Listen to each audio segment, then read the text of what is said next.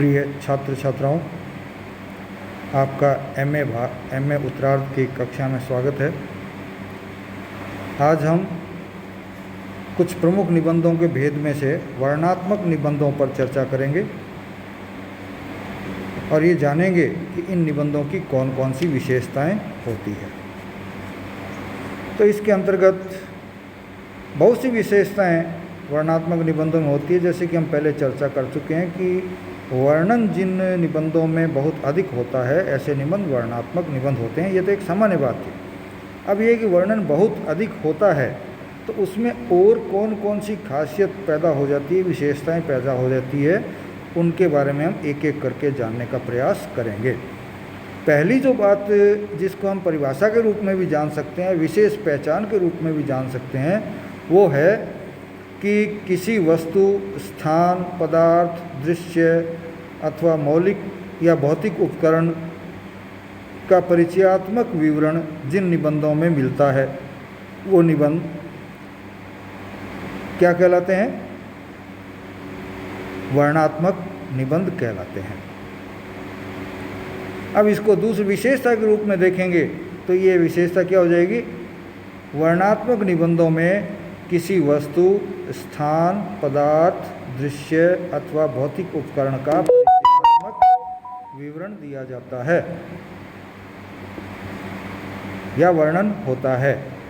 तो पहली विशेषता तो ये हो गई कि चाहे कोई वस्तु हो, चाहे कोई स्थान हो, चाहे कोई पदार्थ हो, चाहे कोई दृश्य हो अथवा किसी भौतिक पदार्थ या भौतिक उपकरण का वर्णन हो, ये सब जिस निबंध में मिलेंगे ऐसे निबंध वर्णनात्मक निबंध होते हैं और वर्णनात्मक निबंधों की ये एक विशेषता भी होती है।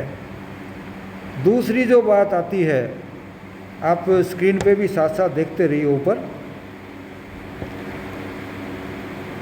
इन निबंधों में चूँकि वस्तु, स्थान, पदार्थ इत्यादि का बहुत अधिक वर्णन होता है तो इनमें घटना अर्थात जो घटना घटी है उस पर उतना अधिक बल नहीं दिया जाता जितना कि किसी दृश्य या किसी परिस्थिति के वर्णन पर होता है।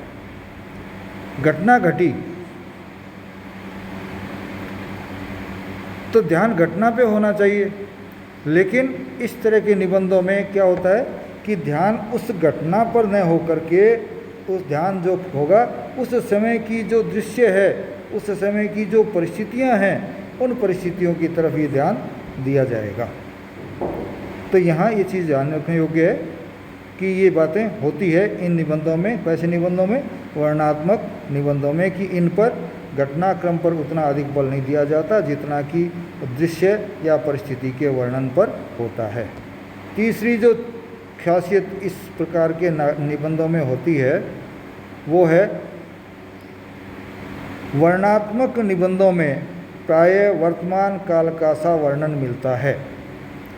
क्योंकि ये घटनाक्रम का वर्णन कर रहे हैं, वहाँ की परिस्थितियों का वर्णन कर रहे हैं, वहाँ की दृश्य का वर्णन इन निबंधों में होता है, तो निश्चित तौर पर ऐसे वर्णनात्मक निबंधों में कौन से प्रकार का वर्णन मिलेगा? वर्णन कब होता है? हमेशा वर्तमान काल का सा होता है, जैसे कि हम वहाँ उपस्थित हों।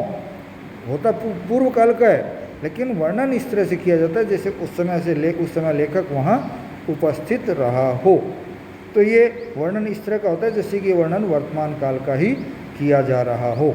तो इस तरह से एक तीसरी खासियत होती है। हम इनको यदि लगातार लिखें तो ऐसे कर सकते हैं कि इन सबको बिंदुवार न लेकर के हम सीधे भी लिख सकते हैं या बोल सकते हैं। यहाँ मैं बिंदुवार आपको इसलिए लिखवा रहा हूँ कि बिंदुवार लिखने से आपको याद करने में, पढ़ने में, समझने में आसानी हो जाएगी।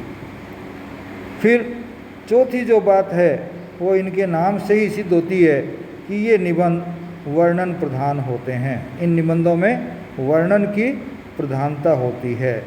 इनमें व्यंग्य या अन्य कोई जो शैली होती है उसका, या समाज शैली होती है उसका कोई स्थान नहीं होता। इनमें वर्णन ही मुख्य होता है। किसी भी विषय का, वस्तु का, घटना का वर्णन करने की जो प्रवृत्ति होती है वो इन निबंधों में प्रधानता लिए हुए होती है। अन्य सारी भी जो प्रवृत्तियां हैं वो इन निबंधों में इन वर्णन के पीछे चली जाती है। पांचवी जो विशेषता इनमें मिलती है वो है इन निबंधों में अधिकतर व्यास शैली का प्रयोग किया जाता है। कौन सी शैली? व्यास शैली। तो व्यास शैली का प्रयोग हम पहले भी जान चुके हैं कि किस तरह का होता है। जहाँ विस्तार से किसी विषय वस्तु का वर्णन किया जाए, किसी घटनाक्रम का वर्णन किया जाए या किसी भी बात का वर्णन किया जाए तो वह व्यास शैली होती है, समझा करके, न कि संक्षेप में किसी बात को कहा जाए।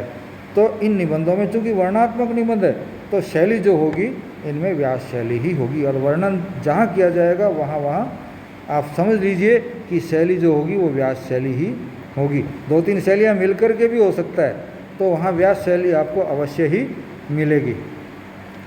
फिर जो बात आती है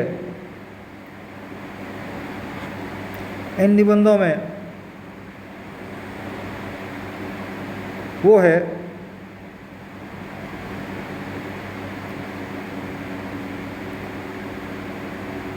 इनका आरंभिक दौर। हिंदी के जो निबंध थे उनका जो आरंभिक दौर था, उस दौर में इस प्रकार के निबंध अधिक लिखे गए, क्योंकि वो प्रारंभिक समय था और निबंध लिखने की और कोई नई शैलियाँ उस समय चलन में नहीं थी। तो कौन सी शैली प्रयोग में लेंगे? जो पहले से चली आई थी, जैसे कहानियाँ कहने में, उपन्यास कहने में, काव्य महाकाव्य लिखने में जिस तरह की शैलियों का प्रयोग होता था, वही शैलियाँ जो है यहाँ भी प्रयुक्त की जाने लगी थी। क्यों? कि पाश्चात्य के पूरे संपर्क में आए थे नहीं थे। हमारे यहाँ नई शैली उस समय तक प्रारंभ नहीं हुई थी, नई शैलियाँ। तो प्रारंभिक दौर में निबंध विवरणात्मक प्रकार के ही हमको अधिक मिलते हैं। सातवीं जो बात है, विशेषता है, वो है कि इन निबंधों में, अर्थात वर्णनात्मक निबंधों में कल्पना का संस्पर्श अधिक होता है। कल्पना का संस्पर्श इनमें बहुत ज़्यादा होता है। उसका परिणाम क्या होता है? इनमें कल्पना अधिक होने से चिंतन का स्तर थोड़ा हल्का हो जाता है। ऐसा नहीं है कि चिंतन गायब ही है, चिंतन तो होता ही होता है। बिना चिंतन के मेरा तो ये मानना है कि साहित्य लिखा ही नहीं जा सकता, लेकिन कल्पना इसमें ऊंचाई पर चली जाती है और चिंतन इसमें थोड़ा हल्का या नीचे स्तर का रह जाता है। हम जानते हैं कि जहाँ कल्पना का अधिक प्रयोग होगा, कल्पना का संस्पर्श जहाँ अधिक होगा, वहाँ मस्तिष्क अर्थात चिंतन का प्रयोग कम होगा। यदि चिंतन का होगा तो कल्पना शक्ति, क्योंकि चिंतन हमेशा तर्क वितर्क करता है, और जहाँ तर्क वितर्क होता है वहाँ कल्पना की उड़ान पर रोक लगती है। ठीक, अब हम लेते हैं अगला बिंदु। ऐसे निबंधों में जब निबंधकार अपना लेख लिखता है, निबंध लिखता है, तो निबंधकार की मनोवृत्ति कैसी रहती है वो विशेषता है। हम जानते हैं कि निबंध लिखते समय निबंधकार की मनोवृत्ति बहुत अधिक मायने रखती है। तो ऐसे निबंधों में निबंधकार की मनोवृत्ति आंतरिक सौंदर्य और जो है व्यापारों पर नहीं रहती। कहाँ रहती है?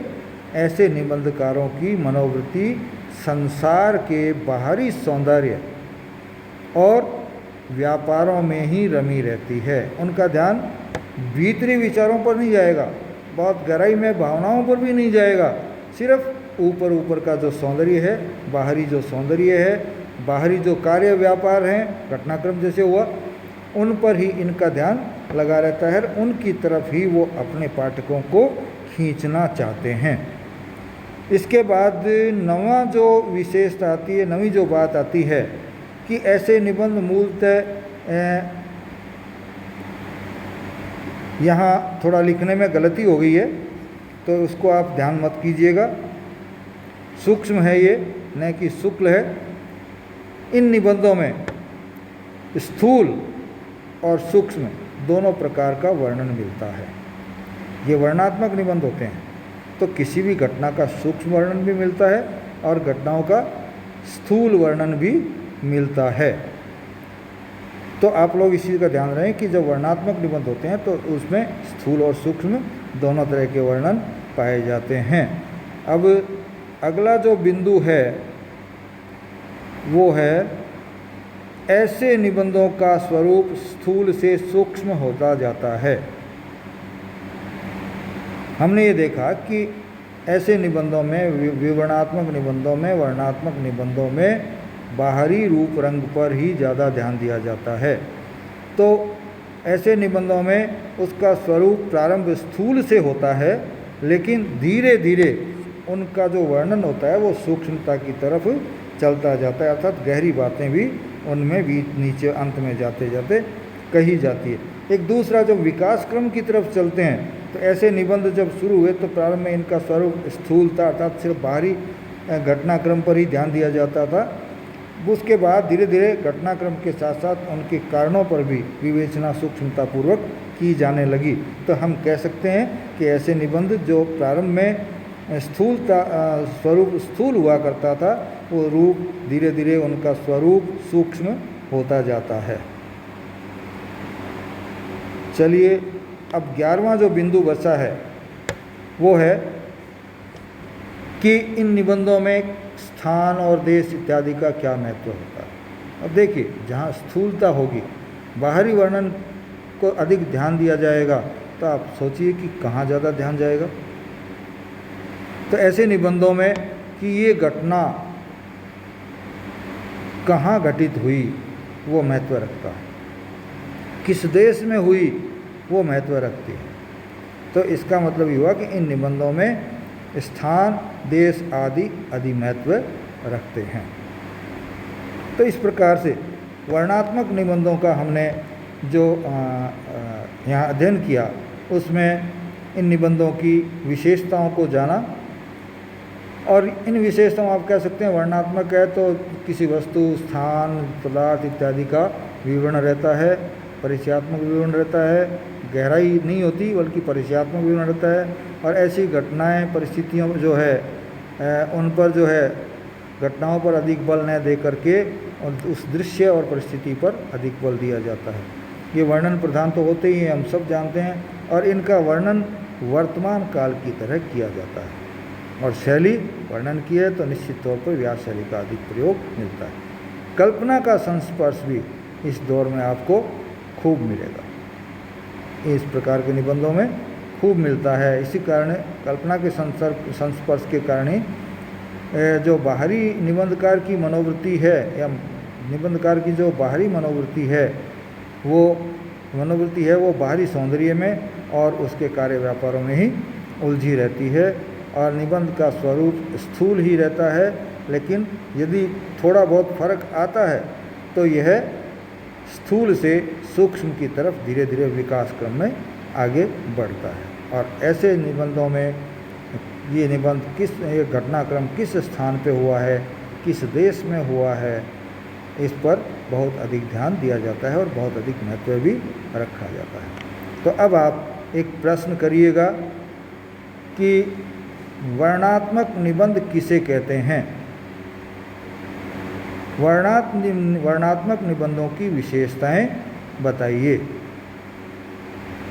इसके बाद आगे हम विवरणात्मक निबंध और ललित निबंध इन दो पर चर्चा करेंगे, और तत्पश्चात हम ललित निबंध, जो कि हमारे पाठ्यक्रम में मूलतः है, उस पर चर्चा शुरू कर देंगे कि ललित निबंध क्या होते हैं, उनकी परिभाषा कैसी है, उनका स्वरूप कैसा है, और कुछ ललित निबंध भी हम पढ़ेंगे और उनको समझने का प्रयास करेंगे जो हमारे पाठ्यक्रम में हैं।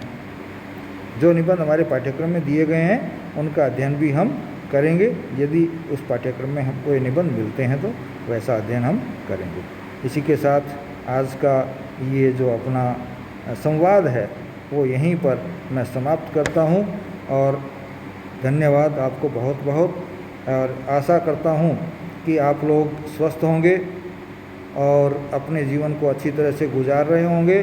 और मैं ये अपेक्षा भी करूँगा और ये सद्भावना भी रखूँगा कि आप लोग स्वस्थ रहें, घर पर पढ़ें। ये नहीं हो कि घर पे बैठे हैं तो आपके लापरवाही हो जाए। एमए के विद्यार्थी खास तौर से ध्यान दें, क्योंकि एमए वो स्थान है आपका जीवन का जहाँ से आपके आगे बढ़ने के रास्ते खुलते हैं। यदि आपने यहाँ आलस्य कर लिया या ध्यान नहीं दिया तो आप निश्चित रूप से ये जो है जो अवसर